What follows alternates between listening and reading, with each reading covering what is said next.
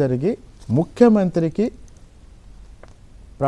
ప్రాణం మీదకి వచ్చినంత ప్రమాదం జరిగితే అధికారులు ఏం చేస్తున్నారు అని వెంటనే ఒక చర్చ వస్తే ఆ రోజున్న ప్రభుత్వం చేయగలిగిన అతి పెద్ద నిర్ణయం ఏంటంటే ఎస్పీని ట్రాన్స్ఫర్ చేశారు. అంతే చేసి డిపార్ట్మెంట్ ఎంక్వైరీని ట్రాన్స్ఫర్ చేశారు. కాబట్టి ఇప్పుడు చంద్రబాబు నాయుడు గారు ఒక పక్క పరిపాలన మీద దృష్టి పెడతారు, అభివృద్ధి కోసం పనిచేస్తున్నారు. రెండో పక్క అది కొంతమంది ఆశించిన స్థాయిలో వేగంగా ఉండకపోవచ్చు. రెండో పక్క నిజంగా 5 సంవత్సరాలు ఇప్పుడు రాజుగారు ఉన్నారు, రాజుగారు కేసు వేశారు, మళ్ళీ దాన్ని తీస్తున్నారు. రేపు రాజుగారి విషయంలో విజయపాల్ అనే సిఐడి అధికారి ఈరోజు అడ్రస్ లేడు, ఇంటికి తాళం వేసి వెళ్ళారు. అంటే విచారణ మొదలైంది కదా, అంటే కేసుల పరిశీలన మొదలైంది కదా. ఇలా చాలా జరుగుతున్నాయండి. ఇంకో విషయం, ఇప్పుడు ఈ ముగ్గురు ఐపీఎస్ల విషయంలో కొన్ని రోజులు వారాల తరబడి దాని మీద కొంత విచారణ జరిగిన తర్వాత అది ఇప్పుడు తెర మీదకి వచ్చింది, చర్యల దాకా వచ్చింది. కాబట్టి గత 5 సంవత్సరాల్లో అరాచకాలకి బాధ్యులైన అధికారులు అయితే వాళ్ళ వెనకాలన్న రాజకీయ నాయకుల్ని లింక్ చేసి వాళ్ళని శిక్షించడం కష్టమండి. కారణం ఏంటో చెప్తాను. ఇక్కడ ఇప్పుడు జగన్మోహన్ రెడ్డి విషయం చెప్తాను.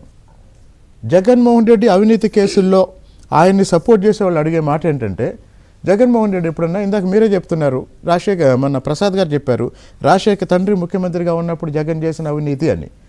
ఆయన సమర్థించే వాళ్ళు అడిగేది ఏంటంటే, ఆయన ఏ రోజన్నా సెక్రటేరియట్కి వచ్చాడా, ఆయన ఏమన్నా ఎప్పుడన్నా ఒక మంత్రిని పిలిచి ఈ పని చేయని చెప్పాడా?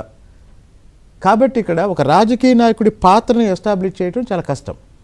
కానీ అవినీతికి సంబంధించి విచారణ మొదలు పెడితే ఇదేంటంటే అరాచకానికి సంబంధించిన కేసు, అవినీతికి సంబంధించి విచారణ మొదలు పెడితే అందులో దొరికే అవకాశాలు ఉన్నాయి. మనీ ట్రయల్ ఉంటుంది కాబట్టి. ఇప్పుడు ఒక నాయకుడు ఉన్నాడండి, మా తిరువూరు నియోజకవర్గంలో ఒక మండలంలో ఒక అత్యంత విలువైన ఒక ఖనిజం ఉంది, క్వార్ట్జ్ అని, ఒక 25-30 చోట్ల ఉంది.